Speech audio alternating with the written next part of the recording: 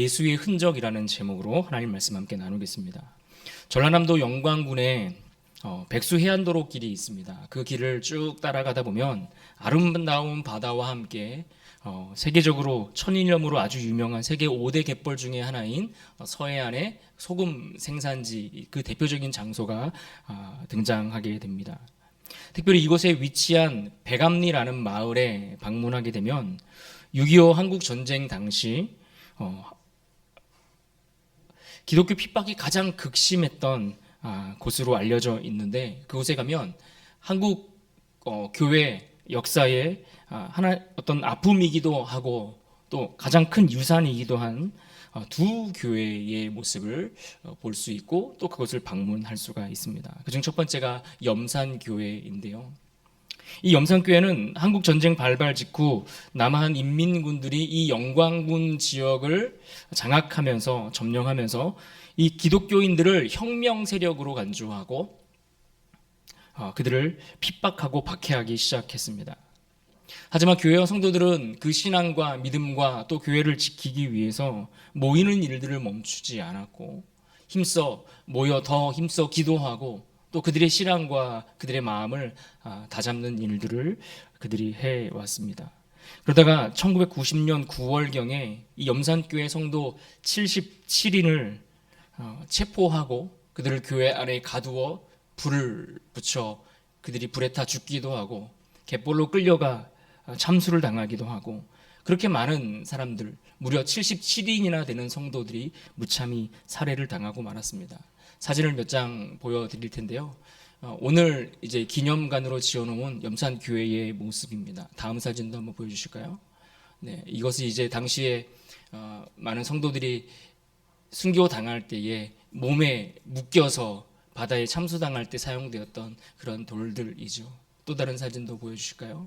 네, 그래서 그 앞에 가면 그것들을 기념하는 저런 비석도 세워져 있습니다.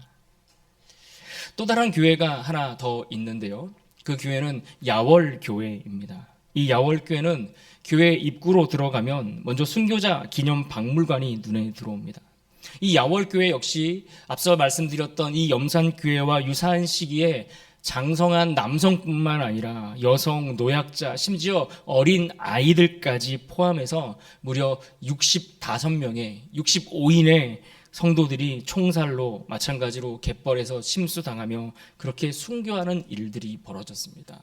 여기 교회 모습도 사진을 잠깐 보여드리면요. 네, 그 앞에 있는 비석에 이제 순교에 관한 고은 목사님이 쓰신 시가 적혀 있고요. 또 옆에 보시면은 그 다음 사진 보여주시면은 입구에 순교는 죽음이 아니고 새로운 시작입니다라는 문구가 제일 먼저 우리를 반겨줍니다. 또 다른 사진 한 장 보여주실까요? 네, 간단한 몇 장 사진 정도만 보여드립니다.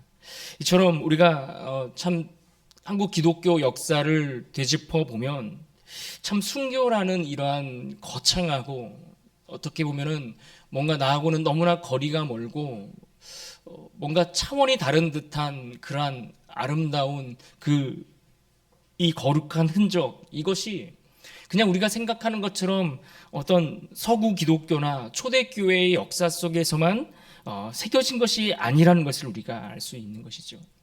우리 민족, 우리 조상들의 가슴과 그 영혼에도 이미 이와 같은 믿음의 그 정조를 지키며 배신하지 않고 하나님 앞에 아름다운 그 순결을 통해 신앙의 본질을 지켜왔던 그러한 것들이 오늘 우리 가운데, 우리 영혼 가운데도 함께 새겨져 왔기에, 그러한 영적 유산을 물려받을 수 있었기에 오늘 우리가 이 자리에서 이렇게 예배하며 오늘 우리의 믿음을 우리가 물려받을 수 있는 것 아니겠습니까? 비록 가난했고 또 배운 것이 없고 또 그 시절 뭐 대단한 것들이 있었겠습니까? 그러나 그들은 정말 가장 결정적인 순간에, 가장 위급하고 가장 어려운 그 순간에 그들은 어떤 물질을 선택하거나 어떤 육체의 생명을 선택하는 대신 그보다 더 아름답고 소중한 값의 유산을 그들은 선택했고 그것을 오늘 우리에게 물려주었습니다. 이들은 비록 세상에서 죽임을 당했지만 그러나 그의 이름은 생명책에 기록되었습니다. 오늘 우리의 신앙은 그저 시간이 흐르면서 그렇게 시간이 흐르고 세월이 지나니까 자연스럽게 우리에게 주어진 그러한 신앙, 그러한 믿음이 아니라는 것을 우리는 알아야 합니다. 우리가 갖고 있는 이 믿음을 위한 그 아름다운 흔적을 남겼던 그 믿음의 선배들, 믿음의 조상들, 우리의 앞선 그 믿음의 선조들이 보여주었던 아름다운 신앙의 유산이 우리에게 남겨졌기에 가능하다라는 이야기이죠. 이처럼 세상에는 눈에 보이지 않지만 깊이 새겨지는 수많은 흔적들이 있는 법입니다. 군인의 몸에는 전쟁의 상처가 남아있고, 오랜 세월을 고생하신 어머니의 손등에는 그 세월의 시간만큼이나 깊이 고스란히 남겨져 있는 그러한 수고의 흔적들이 새겨져 있습니다. 운동선수의 발바닥에는 열심히 훈련하면서 고생했던 그 자국들이 그대로 새겨져 있지 않습니까? 그렇다면 여러분의 인생은 오늘 어떠한 흔적들을 새기며 살아가고 계신가요? 사람이 나이가 들면 자기 얼굴에 대해서 책임을 져야 한다라는 말이 있죠. 무슨 말입니까? 그 사람이 어떤 인생을 살아왔는가가 그 사람의 얼굴 속에 다 담겨지고 드러난다라는 말 아니겠습니까? 내가 어떤 인생을 살았는지, 어떤 마음으로 이 땅을 하루하루 살아왔는지 그것들이 쌓이고 쌓여 그것이 흔적이 되고 내 몸에 새겨져서 오늘의 지금의 내 얼굴이 내 평생에 내 모습이 만들어진다라는 말 아니겠습니까? 우리 믿음의 대선배이신 바울 사도는 오늘 말씀 속에서 자신의 몸에 예수의 흔적이 새겨져 있다라고 이와 같은 말을 했습니다. 이것은 단순히 그의 몸에 어떤 상처가 있다는 것을 이야기하는 것이 아닙니다. 그보다는 그리스도의 복음과 함께 동행했던 삶의 그러한 자취, 그리고 그 고난의 인생 속에서도 하나님 앞에 그 믿음을 지키고 붙들어 살아왔던 그러한 신앙의 기록들, 이것들이 자기의 삶의 인생 가운데 새겨져 있다라고 고백을 한 것이죠. 오늘 우리가 함께 읽었던 본문의 말씀을 보시면 갈라디아서입니다. 이 갈라디아서 중에서도 가장 마지막 장, 특별히 마지막 결론 부분에 해당되는 그러한 말씀이죠. 그런데 그 결론부가 아주 매우 강렬합니다. 오늘 본문 다시 한번 17절 함께 읽어볼까요? 같이 읽겠습니다. 시작. 이후로는 누구든지 나를 괴롭게 하지 말라. 내가 내 몸에 예수의 흔적을 지니고 있노라. 여러분, 여기서 바울이 사용한 흔적이라는 이 단어가 헬라어로 스티그마입니다. 스티그마. 이 스티그마라는 이 흔적, 이것은 주로 몸에 살에 새긴 흔적, 상처, 각인, 문신 이런 것들을 가리킬 때 사용하는 단어입니다. 고대 사회에서 노예들, 종들 이런 사람들이나 혹은 그들이 소유한 가축들, 그러니까 노예나 가축이나 어떤 소유물로 생각했던 시대였기 때문에 이 노예나 가축들의 소유가 누구의 것인지를 표시하기 위해서 그 몸에, 그 가축이나 사람의 몸에 상처를 내어서 문양을 새기곤 했습니다. 마찬가지로 군인들에게도 그가 어디에 속해 있는가, 그의 사령관이 누구인가, 누구에게 속한 병사인가를 확인시키기 위해 그 이름을, 사령관의 이름을 문신으로 새기는 일들이 있었는데 같은 맥락입니다. 그러니까 지금 사도 바울이 말한 흔적, 스티그마라는 이 단어의 의미는 지금 그가 누구에게 속해 있는가를 보여주는 아주 영구적인 하나의 표식이다라고 이해할 수 있을 것입니다. 지금 바울은 복음의 본질과 순수성을 잃어버린 갈라디아 교회 성도를 향해 이 말씀을, 이 기록을 전달하고 있습니다. 다툼과 분열이 발생해서 끊임없이 문제가 생기고 있는, 이미 예수 그리스도를 통해 그들에게 주어졌던 그 구원의 메시지가, 그 복음의 핵심이 희미해지고 그들의 삶은 점점 율법에 따라 형식적으로 치우치기 시작하는 그러한 교회를 바라보면서 그들이 다시 하나로 세워지고 복음의 본질이 회복되기를 바라고 기대하는 마음으로 말씀을 써서 그들에게 전달해 주었는데, 그 말씀의 결론이 무엇이라는 겁니까? 너희 몸에 예수의 흔적을 새기라. 이것이 갈라디아 교회 성도들을 향한 사도 바울의 결론이었다라는 것입니다. 너희 몸에 예수의 흔적을 새기라. 내 몸에 예수 그리스도의 흔적이 새겨진 것처럼 너희 몸에도 그리스도의 그 흔적을 남기는 인생을 살라라고 말씀하고 있는 것입니다. 그럼 지금 바울이 말씀하고 있는 예수의 흔적이라는 이 말, 이것이 보다 구체적으로 어떤 것을 의미하는지 잠시 생각해 보면 좋겠습니다. 먼저 이것은 첫 번째로 육체에 새겨진 복음의 고난이다라고 이해할 수 있습니다. 사도 바울이 복음을 전하면서 얼마나 많은 어려움들을 겪었습니까?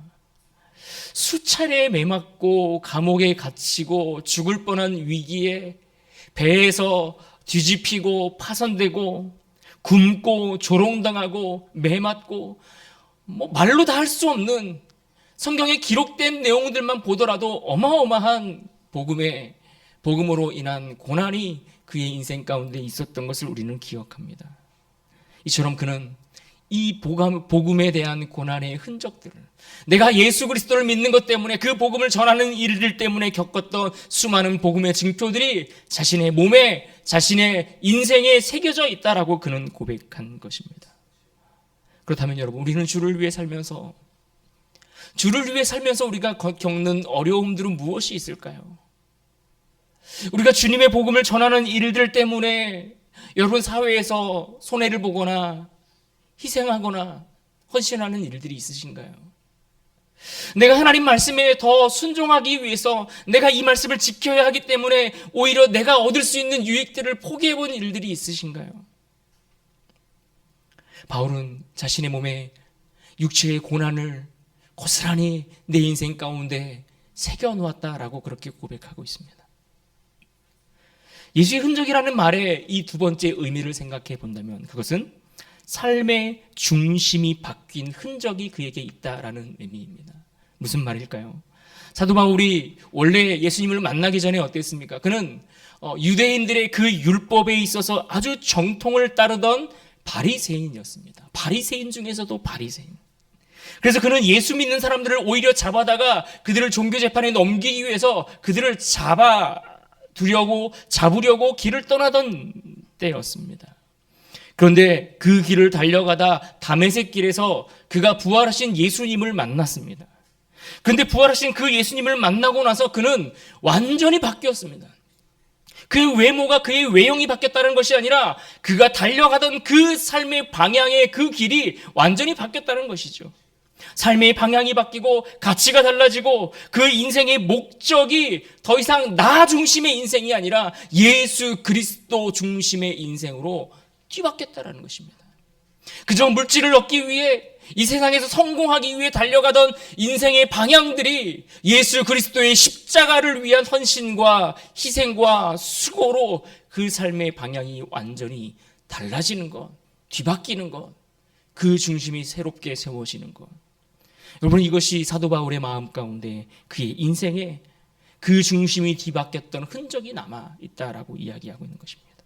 사랑하는 여러분, 우리가 예수님을 믿는다는 것은 그냥 머리로 알고 이해하는 것을 의미하는 것이 아니라 내 인생의 주인이 바뀌었음을 의미하는 겁니다. 내 인생의 주인이 내가 아니기에 내 인생 주인 되시는 그분 예수 그리스도, 그분의 말씀을 따라 거기에 맞춰 인생을 계획하고 살아가는 것. 여러분, 이것이 예수님을 주인으로 중심으로 모시며 살아가는 이들의 모습일 것입니다. 우리의 모습도 이와 같은 흔적들이, 우리 삶의 중심이 예수 그리스도로 완전히 뒤바뀐 그런 흔적이 우리에게 남겨있는지 우리의 모습을 되돌아봐야 할 것입니다. 마지막 세 번째로 바울이 말한 예수의 흔적의 의미를 또 하나 생각해 본다면 그것은 바로 내가 누구인가를 보여주는 흔적입니다.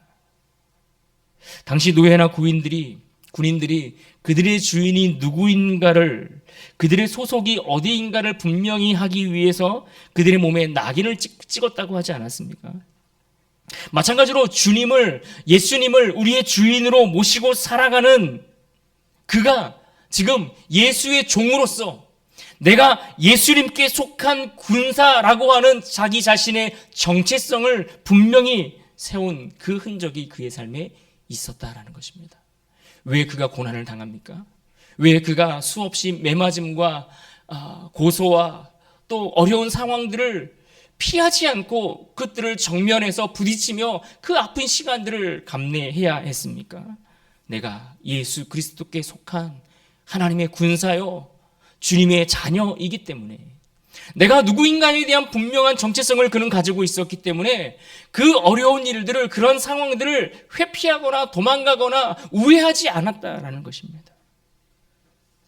여러분, 이러한 것들이 예수의 흔적, 바울의 인생 가운데 새겨진 예수의 흔적, 스티그마라고 성경은 말씀하고 있는 것입니다. 그런데 여러분, 이 흔적은 사람들이 보기에 그리 아름다운 흔적이 아닙니다. 여러분, 영화 같은 곳에 고대 사회를 이렇게 표현하는 그러한 장르의 영화들을 보면 노예들 몸에 새겨진 그 낙인을 찍어 놓은 그런 장면들을 보십시오. 가슴에, 어깨에, 이마에, 얼굴에 표식을 막 불로 찢어서 남기지 않습니까? 여러분, 그 상처가 여러분 보시기에 아름답습니까? 보기 좋지 않습니다. 사람들 눈에는 그것은 그저 보기 싫은 흉터에 불과하지만, 그러나 예수 그리스도 때문에 남겨진 인생의 흔적, 우리 심령과 영혼과 우리의 삶에 새겨지는 그 스티그마, 예수의 흔적은 하나님 보시기에 아주 아름다운 영광의 표식이라는 것입니다. 사랑하는 여러분, 이 세상에서 그 어떤 흔적보다 우리의 삶을 통해 예수 그리스도를 닮아가는 아름다운 흔적을 새길 수 있는 복된 인생이 될 수 있기를 바랍니다. 하나님 보시기에 아름다운 그 표식이 여러분 인생 가운데, 우리의 인생 가운데 깊이 새겨지는 은혜가 있기를 간절히 사모합니다. 그렇다면 여러분, 오늘 우리 삶에 과연 어떤 흔적들이 새겨지고 있을까? 우리 삶을 점검해 봐야 하지 않겠습니까? 우리는 바울의 이러한 이야기를 들을 때 종종 바울의 시대와 우리 시대가 너무나 다르기에 어떻게 같은 삶을 살아갈 수 있겠나라고 이야기할 수도 있을지 모르겠습니다. 그러나 엄밀히 따져보면 바울의 시대와 오늘 우리가 살아가는 이 시대는 시간적인 갭과 시대적인 어떤 시간에 있어서의 차이가 있을 뿐, 그러나 당시 교회가 직면해 있던 문제나 오늘 우리가 살아가는 이 시대의 교회가 처해 있는 상황들이나 별반 다르지 않다는 것입니다. 그때와 마찬가지로 오늘날도 얼마나 수많은 사람들이 복음의 그 순수성을 잃어버렸습니까?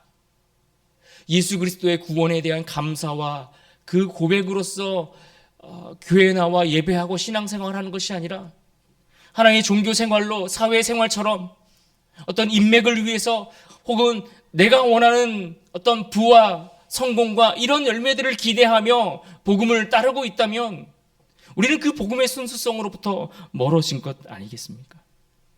온전한 믿음을 찾아보기 어려운 시대, 너무나 세상에 그 세속주의가 뒤섞여서 진리와 타협해버리는 그러한 시대, 너무나 쉽게 신앙을 등지고 떠나버리는 시대, 특별히 수많은 우리의 자녀들이 신앙의 자리에서, 믿음의 자리에서 떠나버리는 그러한 시대, 이런 오늘 우리가 살아가는 이 시대 현실을 바라볼 때에 이 시대의 모습은 오히려 사도 바울이 살아있을 그 당시의 모습보다 더 심각한 영적 위기에 처해 있는 것을 우리가 볼 수 있어야 합니다.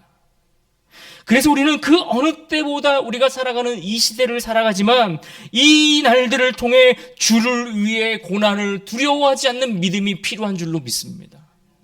고난을 두려워하지 않을 뿐만 아니라 믿음의 결단과 선택이 우리의 일상 가운데 매일매일 반복되어야 하죠. 우리가 작은 것 하나를 선택할 때에도 하나님 보시기에 이것들이 합당할 것인가? 내가 이런 말과 행동을 하고 이러한 결정들을 내리는 것이 하나님 보시기에 아름다울까라는 질문을 우리가 던져야 하지 않겠습니까? 주님 주신 약속을 기대하고 인내하며 섬기고 기도하며 그렇게 우리의 삶의 자리 가운데 예수의 흔적을 남겨야 할 때가 오늘 우리가 살아가는 이때 아니겠습니까? 예전에 성도들에게 있어서 예배당은 어떤 장소였을까요? 가만히 생각을 해보면 예배당은 그들에게, 우리 선배들에게, 우리 성도들에게 예배당은 늘 기도의 장소였다라는 생각을 합니다. 그야말로 예배당은 늘 눈물이 맺혀 있는 장소였죠. 그래서 예배를 마치고 성도들이 돌아가고 나면 성도들이 앉아 있었던 자리들마다 하나님 앞에 그렇게 토로하며 기도하며 흘렸던 눈물의 흔적들이 참 많이 남겨져 있었던 기억을 갖습니다. 하지만 요즘 우리가 예배를 끝나고 돌아간 우리의 자리에는 무엇이 남아있을까요? 하나님을 향한 뜨거운 그 감사와 감격의 눈물, 애타는 심정에 또는 회개하는 그러한 기도의 눈물의 흔적보다는 요즘은 이렇게 뒷정리할 때 보니까 눈물보다는 음료수 마시다가 흘린 자국들, 종이컵, 쓰레기 뭐 이런 것들이 많이 남겨져 있더라고요. 그만큼 오늘날에 우리에 드려지는 예배가 성도들에게 너무나 가볍게 여겨지는 시대가 되었다는 것을 증명하는 것 아닐까요? 예전에 성도들에게 주일 성수는 참으로 값지고 귀한 일이었습니다. 직장이나 또는 자기개발, 성공을 위한 좋은 기회가 왔을 때에도 스스로 놓거나 포기하는 일들이 참 많았습니다. 혹시라도 오해하지 말고 여러분 들으시기 바랍니다. 힘들고 어렵고 가난했지만 그래도 그 시대에 많은 분들이 하나님 앞에 우리의 중심의 그 순수한 신앙과 복음의 본질을 지키기 위해서 애씀으로 아름다운 흔적을 남겨왔던 것들을 기억합니다. 저희 부모님의 세대들을 보면서 저는 어렸을 때 그런 모습은 참 많이 봤거든요. 그런데 참 현대 사회로 오면서 많은 상황들이 달라졌습니다. 오히려 일자리가 다양해지고 또 분야가 세밀화되고 예전에는 없었던 많은 일들이 생기지 않았습니까? 그래서 어떤 면에 있어서는 주의를 지키기 어려운 환경이 된 것도 사실입니다. 그러다 보니 생계를 위해 주일에 출근하는 일들도 예전에 비해 훨씬 더 빈번해지고 많아진 것 같습니다. 하지만 아쉬운 것은 그 일이 무엇이든 간에 우리가 주일에 일하는 문제나 혹은 주일을 성수하는 문제나 하나님 앞에 예배하는 그 날을 지키고 거룩하게 그 날을 보내기 위해 적합한 직장에 대한 고민들, 아니면 그 문제를 놓고 하나님 앞에 진지하게 기도하는 그런 모습들이 우리에게 잘 보이지 않는다라는 것은 참으로 아쉽고 또한 아이러니한 그러한 일이라 생각합니다. 또 오늘날 우리가 잃어버린 아름다운 예수의 흔적들은 무엇이 있겠습니까? 예전에 참 성도님들이 성경을 많이 읽었습니다. 그 어떤 책보다 성경들을 참 많이 읽으셨어요. 그래서 한 해가 끝날 때쯤 되면 뭐 성경 1독은 어디 가서 명함도 못 내밀 정도였고 뭐 5독, 10독 막 이런 분들 막 성도님들이 굉장히 많으셨거든요. 근데 요즘은 이런 얘기를 하면요, 오히려 약간 폄하해서 그 사람들이야 뭐 일 안 하고 집에서 노니까 맨날 성경만 보니까 뭐 가능하지라는 식으로 너무나 가볍게 취급해 버리는 일들은 너무나 안타까운 일이 아닐 수 없습니다. 왜 문제는 우리가 시간이 없어서 말씀을 읽지 않는 것이 아니라 어쩌면 우리 안에 성경을 사랑하는 마음이 없기 때문은 아닙니까? 정말 하나님의 말씀인 줄 알고 성경을 사랑하여 그 말씀을 가까이 하고 읽고 묵상하고 가슴속에 내 인생 가운데 새기려고 애썼던 그 순수한 신앙의 말씀을 사랑하는, 성경을 사랑하는 그 마음이 오늘 우리에게 사라져 버린 것은 아닐까요? 성도가 성경을 사랑하지 않는데 어떻게 삶 가운데 하나님 말씀의 능력이 나타날 수 있겠습니까? 어떻게 그 말씀의 능력을 우리 삶 가운데 기대할 수 있을까요? 오히려 성경을 많이 읽으면서 그 종이가 해지고 막 이래야 되는데 교회 올 때마다 먼지 쌓인 성경을 툭툭 털어서 오기에 분주한 모습은 아닌지. 또 하나, 오늘날 참 우리가 전도하는 일에도 마음이 게을러진 것 같다라는 생각을 합니다. 주변에 있는 목사님들, 저보다 선배 되시는 목사님들을 가까이서 뵈면은 제일 부끄러운 것 중에 하나가 이분들 보면은 늘 전도가 이렇게 생활화되어 있더라고요. 택시를 잠깐 타고 내리는 그 시간에도 짧게나마 복음을 전하고 메시지를 전하는 모습들. 일상에서 만나는 수많은 그 만남과 소중한 기회들을 한시도 놓치지 않고 복음을 전하고 전도하는 그 애씀의 마음의 중심들을 볼 때에 참 아름다운 흔적이고 본받아야 될 모습이다라는 생각을 자주 하곤 합니다. 그런데 우리는 어떻습니까? 1년이 지나도 단 한 명 전도하지 않는 일들은 하나님 앞에 너무나 부끄러운 일 아니겠습니까? 아니 1년이 아니 5년이 지나고 10년이 지났어도 우리를 통해 구원받은 영혼이 한 명도 없다라는 것은 우리가 하나님 앞에 가슴을 치며 회개하며 기도해야 될 제목 아닐까요? 그러면서도 어떻게 우리가 이 지역을 섬기는 교회가 되게 해달라고 기도할 수 있겠습니까? 실제로 내가 삶에서 전도하지 않고 복음을 전하지 않는데 어떻게 우리 교회가 이 지역에 죽어가는 영혼들을 품고 그런 아름다운 교회가 될 수 있게 해달라고 기도하는 건 뭔가 맞지 않는 일 아닙니까? 자녀를 위해 흘리는 눈물의 흔적이 있으십니까? 용서하기 어려운 사람을 정말 가슴에 품어 안느라 그 마음 가운데 새겨진 정말 주를 닮은 그 사랑의 흔적이 여러분에게 있으신가요? 힘들고 팍팍한 그 직장 생활을 견디기 위해 주신 그 말씀 붙들고 버텨본 그런 인내의 시간들이 여러분에게 있습니까? 불의와 타협하지 않기 위해 과감한 희생과 손해를 감수했던 용기가 있으신가요? 교회를 위해 묵묵히 자기의 자리를 지켜왔던 헌신, 주를 위해 자신을 낮추고 엎드렸던 겸손의 자세. 여러분 삶에는 어떤 예수님의 흔적이 새겨지고 있습니까? 우리의 삶에 사도 바울과 같은 아름다운 예수의 흔적을 새기기 위해서 우리는 무엇보다 우리 신앙의 중심을 다시 바로 잡는 일에 힘을 써야 할 것입니다. 우리 삶의 방향이 나 중심에 내가 꿈꾸고 기대하는 인생의 성공을 향해 달려가는 것이 아니라 예수 그리스도의 중심으로 삶이 잘 정비되어 있고 그 길을 힘써 달려가고 있는지 우리의 모습을 살펴야 할 것입니다. 신앙은 말이 아니라 우리 삶으로 보여주는 방향성의 흔적입니다.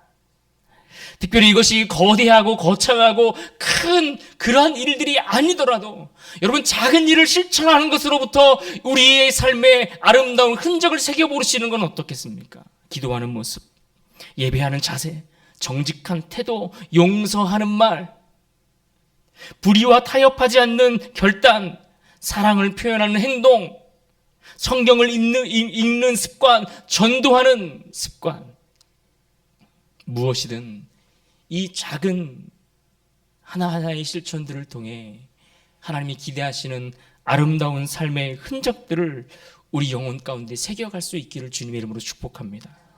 특별히 작은 고난이든 때론 감당하기 힘든 어려운 고난이든 우리에게 닥쳐온 그 문제 때문에 우리의 믿음을 결코 포기하지 말아야 할 것입니다. 그 문제가 작은 문제이든 큰 문제이든 그 문제 앞에 우리의 믿음을 포기하지 않고 내가 그 믿음을 붙들고 그것을 놓지 않고 살아가게 될 때에 우리 삶에 예수 그리스도를 닮은 아름다운 흔적이 새겨지는 것입니다.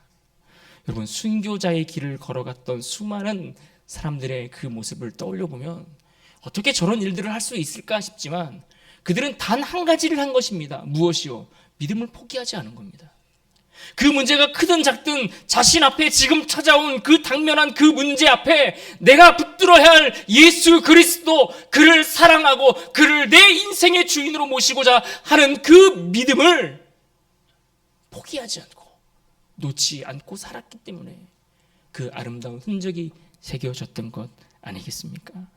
사랑하는 여러분, 오늘 우리가 붙들고 살아가는 그 신앙의 결단들이 우리의 10년, 아니 그 20년, 30년 후에 우리 자녀들의 삶과 영혼 가운데 더 깊이 아름답게 드러나게 될 줄로 믿습니다. 우리가 이것을 기대하며 오늘 우리에게 주어진 이 시대를 주님을 닮아가는 아름다운 흔적들로 우리의 삶을 새겨가고 새겨갈 수 있는 그런 복된 인생 될 수 있길 주님의 이름으로 축복합니다. 아멘. 같이